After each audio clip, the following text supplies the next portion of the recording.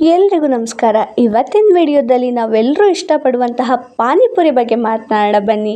ರಸ್ತೆ ಬದಿಯಲ್ಲಿ ಸಿಗುವ ಈ ಚಾಟ್ ಐಟಮ್ ರುಚಿಗೆ ಸೂಪರ್ ಅಂತಲೇ ಹೇಳ್ಬೋದು.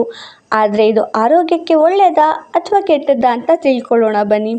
ಪಾನಿಪುರಿನಲ್ಲಿ ಏನಿರುತ್ತಪ್ಪ ಅಂದರೆ ಸಾಮಾನ್ಯವಾಗಿ ಪೂರಿ, ಆಲೂಗಡ್ಡೆ, ಕಡಲೆ, ಹುಳಿ ಖಾರದ ನೀರು, ಈರುಳ್ಳಿ ಮತ್ತು ಮಸಾಲೆಗಳನ್ನು ಮಾಡಿ ಪಾನಿಪುರಿಯನ್ನು ತಯಾರು ಮಾಡ್ತಾರೆ. ಪಾನಿಪುರಿ ತಿನ್ನೋದ್ರಿಂದ ಬರೋ ಲಾಭಗಳ ಬಗ್ಗೆ ನೋಡೋಣ. ಕಡಲೆ ಮತ್ತು ಆಲೂಗಡ್ಡೆಯಿಂದ ಸ್ವಲ್ಪ ಶಕ್ತಿ ಸಿಗುತ್ತೆ. ಹುಳಿ ನೀರು ತಾತ್ಕಾಲಿಕವಾಗಿ ರುಚಿ ಮತ್ತು ತಾಜಾತನವನ್ನು ನೀಡಬಹುದು.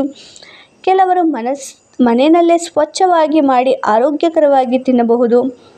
ಆದರೆ ಹೆಚ್ಚು ತಿಂದರೆ ಆಗೋ ಸಮಸ್ಯೆ ಕೂಡ ನೋಡೋಣ. ಪಾನಿಪುರಿಯನ್ನು ರಸ್ತೆ ಬದಿಯ ಅಸ್ವಚ್ಛ ನೀರು ಹೊಟ್ಟೆ ಸೋಂಕು ಕಾಡಬಹುದು. ಹೆಚ್ಚು ಖಾರ ಮತ್ತು ಮಸಾಲೆ ಗ್ಯಾಸ್ಟ್ರಿಕ್ ಸಮಸ್ಯೆಯನ್ನು ತರಬಹುದು.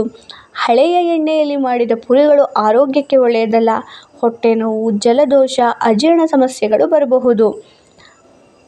ಪಾನಿಪುರಿ ತಿನ್ನೋಕ್ಕೂ ಮುಂಚೆ ಯಾರ್ಯಾರು ಜಾಗ್ರತೆಯನ್ನು ವಹಿಸಬೇಕು ಅಂದರೆ ಗರ್ಭಿಣಿಯರು, ಚಿಕ್ಕ ಮಕ್ಕಳು, ಅಜೀರ್ಣ ಅಥವಾ ಅಲರ್ಜಿ ಇರುವವರು, ಹಾಗೆ ಕಡಿಮೆ ರೋಗ ನಿರೋಧಕ ಶಕ್ತಿ ಇರುವವರು.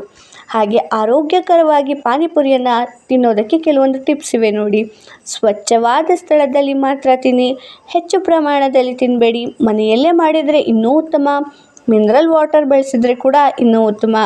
ಪಾನಿಪುರಿ ಕೆಲವೊಮ್ಮೆ ಮಿತವಾಗಿ ತಿನ್ನೋದು ದೊಡ್ಡ ಸಮಸ್ಯೆ ಅಲ್ಲ, ಆದರೆ ಸ್ವಚ್ಛತೆ ಮತ್ತು ಪ್ರಮಾಣ ತುಂಬ ಮುಖ್ಯವಾಗಿರುತ್ತೆ. ಆರೋಗ್ಯ ಕಾಪಾಡಿಕೊಳ್ಳೋದು ನಮ್ಮ ಕೈಯಲ್ಲೇ ಇದೆ.